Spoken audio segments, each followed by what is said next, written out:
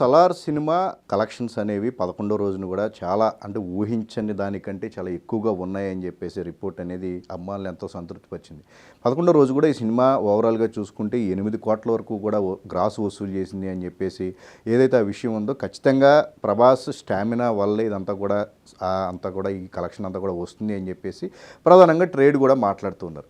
ఇక రోజుకో రికార్డు ఈ నిన్నగాక మొన్న హిందీకి సంబంధించిన రికార్డుల విషయంలో చూసుకుంటే కనుక ప్రభాస్కు ఇది 5వ 6వ సినిమా 100 కోట్ల గ్రాస్ వసూలు చేసిన సినిమా. ఆయన బాహుబలి 2 నుంచి మొదలుకుంటే కనుక కంటిన్యూగా రాధేశ్యామ్ మినహా అన్ని సినిమాలు హిందీలో ఆయనకి 100 కోట్ల గ్రాస్ను అందించాయని చెప్పేసి దీనికి సంబంధించిన రికార్డు గురించి మాట్లాడుకున్నాం.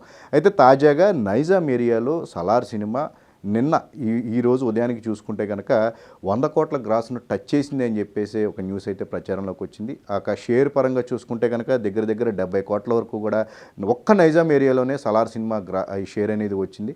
ఖచ్చితంగా ముందు ప్రీ రిలీజ్ బిజినెస్ని చూసుకుంటే కనుక నైజాం ఏరియా వరకు 62 కోట్ల వరకు కూడా ప్రీ రిలీజ్ బిజినెస్ వాల్యుయేషన్ అనేది జరిగింది. అదే ఇదంతా కూడా వసూలు చేస్తుందా, ఇంత స్టామినా ప్రభాస్ సలార్ సినిమాకు ఉందా అని చెప్పేసి కొంత అనుమానాలు వ్యక్తమవుతూ వచ్చాయి.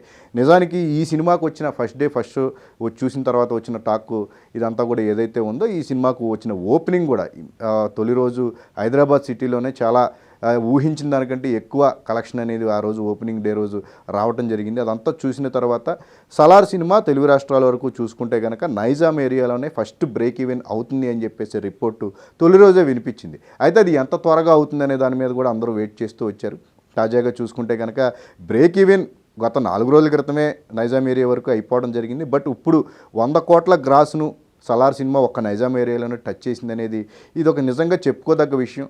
ఒక సినిమాకు ఒక్క ఏరియాలోనే గతంలో 100 కోట్లు గ్రాస్ వసూలు చేయాలి అంటే కనుక ప్రపంచవ్యాప్తంగా కూడా జరగని పరిస్థితి. ప్రభాస్ సినిమాలే కూడా బాహుబలి ముందు వరకు కూడా మిర్చి సినిమా చూసుకుంటే కనుక 100 కోట్ల గ్రాస్ ప్రపంచవ్యాప్తంగా వసూలు చేసిన దాఖలాలు లేవు. కేవలం 45 కోట్ల వరకు కూడా అప్పుడు ప్రభాస్ సినిమా వసూలు చేసిన పరిస్థితి. అలాంటిది కేవలం ఒక ఏరియాలోనే ఈరోజు ఈ తరహా గ్రాస్ను వసూలు చేయటం అనేది బిజినెస్ పరంగా కానీ ప్రభాస్ స్టామినా కానీ ఆయన వరుసగా చేస్తున్న సినిమాల యొక్క ఇంపాక్ట్ ఇవన్నీ కూడా మొత్తానికి సలార్ సినిమాకు వచ్చిన పాజిటివ్ ఇవన్నీ కలిసి కేవలం ఒక్క నైజాం ఏరియాలోని ఈరోజు 100 కోట్ల గ్రాస్ను సలార్ సినిమా టచ్ చేసిందని చెప్పుకోవచ్చు. అయితే ఇది ప్రభాస్ తన సినిమాతో ఈ ఫీట్ను సాధించడంతో పాటు మిగతా హీరోలకు కూడా ఇది ఒక బెంచ్ మార్క్ సెట్ చేసి వెళ్ళిన పరిస్థితి.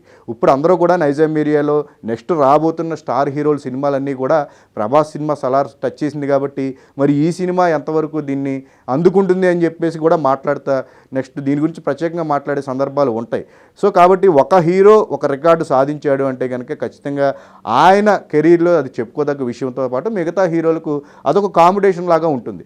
సో రాబోయే సినిమాల విషయంలో ఏదైతే భారీ పాన్ ఇండియా సినిమాలు ప్రధానంగా దేవరా కానీ పుష్ప 2 ఈ సినిమాల విషయంలోనే ఎక్కువగా ఈ కంపారిజన్స్ వస్తూ ఉంటాయి.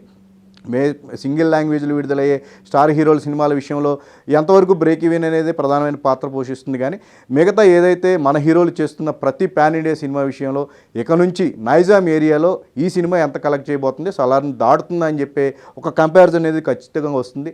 ఇక సలార్ 2కి సంబంధించి మనం నిన్నే మాట్లాడుకుంటూ ఉన్నాం ఈ సినిమా ఎప్పుడు మొదలవుతుంది ఏంటి అనేది కనుక సలార్ 1 విషయంలో ఈ సినిమాకు వచ్చిన రెస్పాన్సు కాస్త మిక్స్డ్ రెస్పాన్స్ ఇవన్నీ కూడా పరిగణలోకి తీసుకుని టీం మెంబర్స్ ఇంకా బెటర్గా సలార్ 2ని మనం ఎలా ప్రొజెక్ట్ చేస్తే బాగుంటుందనే విషయం మీద వాళ్ళందరూ కూడా ఫోకస్ చేసినట్టుగా తెలుస్తుంది. అయితే అసలు కథ అంతా సలార్ 2లోనే ఉంది కాబట్టి మనం దీనికి వేస్తాం ఒక డెమో లాగానే ట్రైలర్ లాగానే దీన్ని విడుదల చేసామని చెప్పేసి ఫస్ట్ నుంచి వాళ్ళు చెప్తూనే ఉన్నారు. దీనికి అంటే ఏదైతే పాత్రల విషయంలో కొంత కన్ఫ్యూజింగ్ అనేది నెలకొంది, తెగల విషయంలో కన్ఫ్యూజింగ్ నెలకొంది. కానీ సో వీటిని పరిగణలోకి తీసుకుని సెకండ్ పార్ట్ విషయంలో ఎలాంటి కన్ఫ్యూజన్లను లేకుండా పూర్తిగా సినిమాకు ముందే ఒక ప్రేక్షకులకు అర్థమయ్యే రీతిలో ఒక క్లారిటీ ఇచ్చే విధంగా కూడా కొన్ని వీడియోలను రూపొందించి ఫర్దర్గా సినిమాకు సంబంధించిన అదేదైతే ఉందో దాన్ని ప్రేక్షకుల ముందుకు ఒక భారీ స్థాయిలో తీసుకువచ్చి ఈసారి సలార్ 1 పార్ట్ విషయంలో కాస్త ప్రమోషన్ విషయంలో కూడా ఒక డిసప్పాయింట్మెంట్ అనేది అభిమానులకు కలిగింది. కాబట్టి సలార్ 2 విషయంలో వాటన్నిటిని లేకుండా జరిగిన ఏవైతే ఉన్నాయో వీటన్నిటిని పరిస్థితుల్ని పరిగణలోకి తీసుకుని ఆ డిసప్పాయింట్మెంట్లన్నీ కూడా విడుదలకు ముందే తొలగించి సినిమాను ప్రేక్షకుల ముందుకు తీసుకురావాలని ఇది ఒక నిర్ణయం అయితే ఈ సలార్ 2కి సంబంధించి ఆ టీం అంతా కూడా తీసుకున్నారు. సో చూద్దాం. ఇంకా నిజానికి ఇప్పుడు మనం ఎర్లీగా మాట్లాడుతున్న పరిస్థితి ఇంకా 2 ఏళ్ల సమయం సలార్ 2కి సంబంధించి మనం వెయిట్ చేయాల్సిన పరిస్థితి ఉంది. కాబట్టి ప్రభాస్ మాత్రం సలార్ 1 విషయంలో తన అభిమానులు హ్యాపీ ఫీల్ అవటం అనేది ఆయన అభిమానులు నా సినిమా ద్వారా ఆనందపరిచానని చెప్పి ఒక సంతృప్తి నాకు కలిగింది అని చెప్పేసి ఆయన తన దగ్గర వాళ్ళతో పంచుకుంటాం. సో ఇదంతా కూడా ఒక పాజిటివ్ వైబ్గా చెప్పుకోవచ్చు. ఇక రాబోయే తర్వాత ప్రభాస్ చేస్తున్న సినిమాలకు సంబంధించి కూడా ఈ సలార్ యొక్క ఇంపాక్ట్ అనేది ఖచ్చితంగా ఆయన రాబోయే సినిమాల ఓపెనింగ్స్ మీద ఖచ్చితంగా పడుతుంది. ఇంతకు మించి ఆయన సినిమాలకు సంబంధించిన రిలీజులు ఉంటాయి. ఆ ఓపెనింగ్ కూడా ఇంతకు మించి ఎక్కువ ఆశించవచ్చు అని చెప్పేసి కూడా ఇప్పుడు ట్రేడ్ వర్గాలు కూడా మాట్లాడుతున్నారు.